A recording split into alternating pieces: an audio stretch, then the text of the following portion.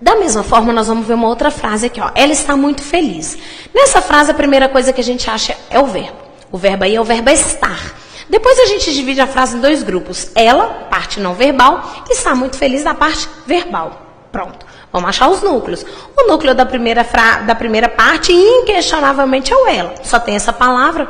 Agora, da parte verbal, normalmente, o núcleo é o verbo. Só que acontece que esse verbo não é um verbo significativo. Verbo que tem conceito, que tem significado. Esse verbo aí é um verbo que a gente já viu que é chamado de verbo de ligação. Lembra que ele indica um estado? O estado em que ela se encontra? É de felicidade.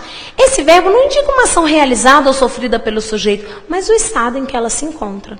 Se ele não é verbo significativo, ele não é verbo que indica ação, ele é considerado verbo de estado.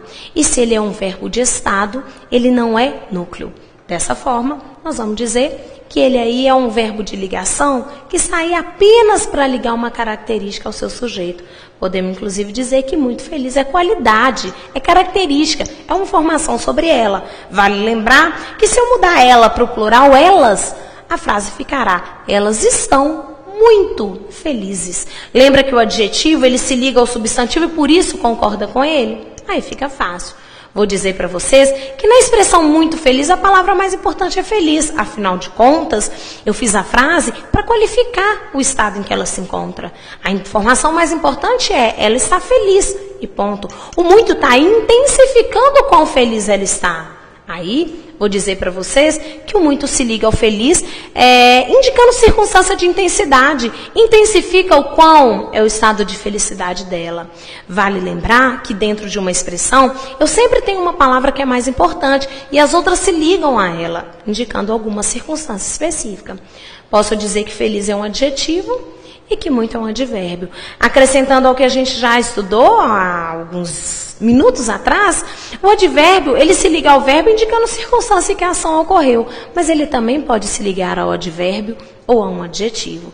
Ele também pode intensificar uma qualidade ou intensificar uma maneira como a ação foi realizada ou intensificar o quão cedo a ação foi realizada.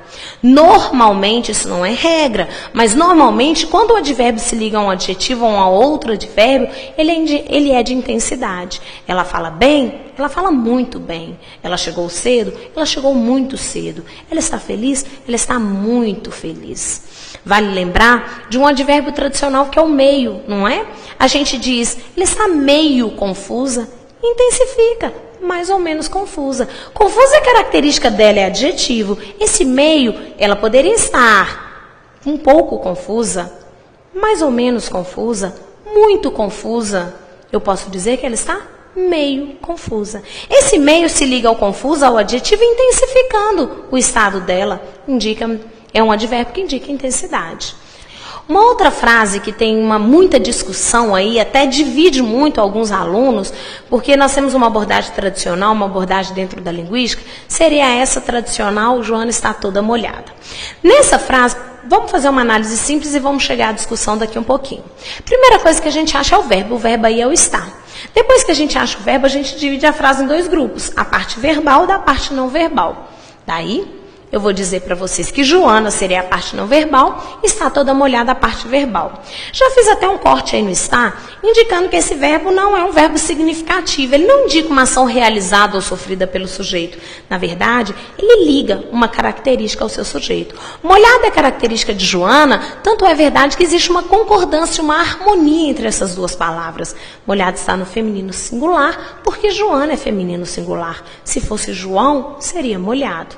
Não tem nenhuma discussão, vocês devem saber e perceber que toda molhada é uma característica de Joana. Afinal de contas, o está aí liga essa característica. Se fosse Pedro, está todo molhado. Tudo bem. Nessa estrutura toda molhada, nós temos uma palavra mais importante. E a palavra mais importante é molhada. Ora, eu fiz a frase para dizer que Joana está molhada. Esse toda apenas intensifica o quão molhada ela está. Vamos entender que molhada aí, na verdade, é um adjetivo que caracteriza Joana e, como eu acabei de falar, esse todo intensifica o quão molhada ela está. Dessa forma, é um advérbio. Pela análise tradicional, sendo um advérbio, esse toda não poderia estar no feminino, ele deveria estar no masculino, já que nós temos que advérbio é invariável, coisa de macho, masculino e singular sempre. Dessa forma, a frase na análise tradicional deveria ser: Joana está todo molhada. Soa mal, mas seria lógica, já que a gente não fala Joana está meia molhada, a gente fala Joana está meio molhada. Se ela está meio molhada, ela está muito molhada, ela está todo molhada. Seriam advérbios meio mais ou menos, muito um pouco mais, e todo completamente. Sendo advérbio, não variaria. Acontece que, além de estar correto, Joana está todo molhado, Joana está todo molhada, como a análise tradicional diz, essa frase, Joana está toda molhada, é aceita, respeitada e considerada correta dentro da língua portuguesa. Existem algumas abordagens, e eu até concordo, que esse toda ele poderia variar, não porque fosse um advérbio variável, mas porque ele parece um pronome indefinido. Como se ele, na verdade, não estivesse ligado a molhada, mas estivesse ligado a Joana. Joana toda está molhada, ela inteira está molhada. De fato, é super coerente pensar isso, já que meio, por exemplo, não varia. Ninguém diz Joana está meia molhada. E se diz, a gente fecha a cara. Na verdade, a gente não diz porque eu não posso dizer meia Joana está molhada. Pensando assim, esse aí não seria um advérbio invariável, seria uma palavra que pareceria um pronome ligado ao substantivo. Mas isso não é material, a gente não precisa de discutir isso.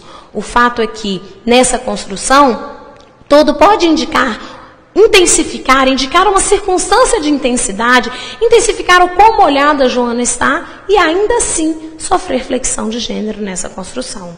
Dessa forma, Joana está todo molhada? Certíssimo. Joana está toda molhada? Certíssimo. Por associação e por eufonia, boa sonoridade, o todo aí permite a flexão sem o menor problema. Daí eu quero ressaltar para vocês e corrigir, voltar, melhorar a nossa análise, dizendo que, na verdade, o advérbio sofre flexão. Ele pode variar em grau, tá aí, cedinho, cedíssimo, cedão, cedaço. Tudo bem que cedão e cedaço são formas mais informais, mas são flexões possíveis. Pode variar em grau. Alguns flexionam também em gênero e em número. Eu falei em gênero todo, ainda que haja um pouco de divisão, é advérbio, é pronome, nós vamos entender aí que ele exprime uma circunstância, ele intensifica o quão molhada ela está. E ainda assim pode sofrer a flexão. E em número, eu não dei um exemplo, nós vamos mexer com isso na concordância, mas existe um advérbio alerta que, em tese, ele é no singular, ele deve ser escrito no singular. Ele está alerta, nós estamos alerta, e pronto. Seria um estado em que eu me encontro. Acontece em estado de alerta. Acontece que as gramáticas modernas já permitem a flexão desse advérbio no plural. Ela está alerta, elas estão alertas. Tanto faz. É possível colocar no singular também, mas é possível variar em número. Não vamos decorar, vamos entender que, de fato, a flexão do advérbio não é escrava de um substantivo, como é do adjetivo. Isso é importante. Ele é alto? Ela é alta. Tudo bem. Ele fala alto? Ela fala alto. Não variou. Mas é possível haver a flexão em alguns casos, para acrescentar sentido, ideia de intensidade, ou até a flexão mesmo de gênero e número, como nós já vimos há alguns minutos.